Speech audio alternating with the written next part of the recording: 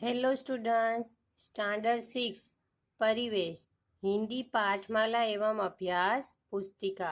तो इसमें हमने लेसन 6 तक पढ़ा था। तो आपने भी लेसन 6 तक नोटबुक में अभ्यास और वर्कशीट लिख दी होगी और कंप्लीट भी कर दी होगी। आज हम पढ़ेंगे लेसन 7 एल्बम। उसके लेखक है Sudarshan. Page number 45। Page number 45। Lesson 7 album. Album यानी कि जो फोटो के चित्र होते हैं ना, तो एक साथ बहुत सारे जुड़े हुए होते हैं, तो उसे क्या बोलते हैं? एल्बम। तो आपने भी एल्बम देखा होगा कि किसी बर्थडे का, किसी मैरिज का देखा है ना। तो यहाँ पे एल्बम। तो हम इस कहानी में पढ़ेंगे कि प्रस्तावना पहले देख लेते हैं कि प्रस्तुत कहानी सुदर्शन की प्रसिद्ध कहानियों में से एक है। इस कहानी में सुदर्शन ने पंडित शादीराम और उनके यजमान लाला सदानंद के बीच हुई लेन देन को एक मार्मिक कथा के रूप में प्रस्तुत किया है। इस कहानी में दया और उदारता के प्रतीक लाला सदानंद पंडित शादीराम की निस्वार्थ भाव से मदद करते हैं और किसी प्रकार का घमंड उन पर व्यक्त नहीं करते।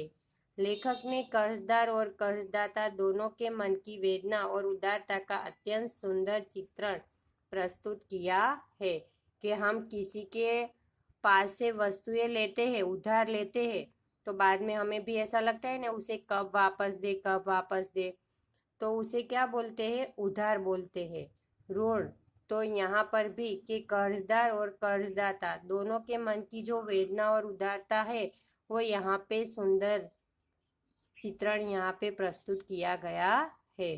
तो हम देखते हैं अभिलेशन के पंडित शादीराम ने ठंडी आह भरी और सोचने लगे, क्या यह ऋण कभी सिर से न उतरेगा? अभी पंडित शादीराम है ने ठंडी श्वास के धीरे से श्वास लेकर वो सोचने लगता है कि क्या यह ऋण कभी सिर से न उतरेगा।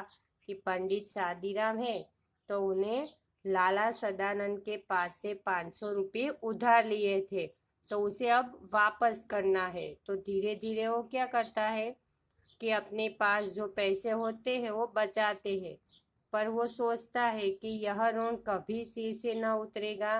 ऋण यानी कि उधार के उसने के लाला सदानंद के पास से 500 रुपये उधार लिए थे, ऋण लिए थे, तो अभी उसे वापस करने थे।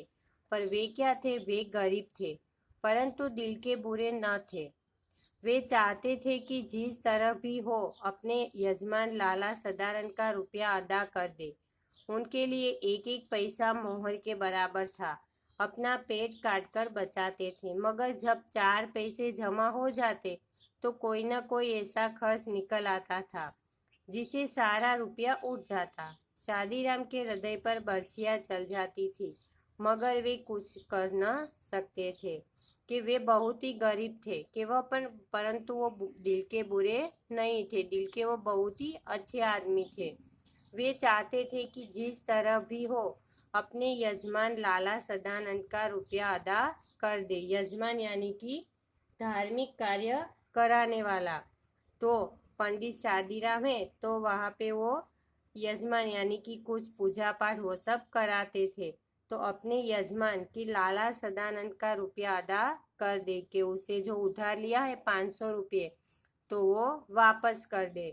उनके लिए एक एक पैसा मोहर के बराबर था कि उनके लिए 500 रुपये तो उस टाइम तो बहुत ही ज़्यादा होते थे। तो वो क्या करता था? एक एक पैसा वो बचा के रखता था कि उसके लिए मोहर के बराबर था। अपना पेट काट कर बचाते थे कि वो भूखे रहकर भी वो पैसा बचाते थे, मगर जब 4 पैसे जमा हो जाते तो कोई ना कोई ऐसा खर्च निकल आता था जिसे सारा रुपया उठ जाता। कि वो है 4 पैसे बचाते थे कि जमा हो जाता यानी बचाते थे, पर ऐसा कोई ना कोई खर्च निकल आता था और रुपये सारे उठ जाते थे। शादीराम के हृदय पर बर्छियां चल जाती थी, मगर वे कुछ कर न सकते थे कि शादीराम है तो उसे वो अच्छा नहीं लगता था, यानी बरसियां चल जाती थी, पर वो कुछ भी कर सकते नहीं थे।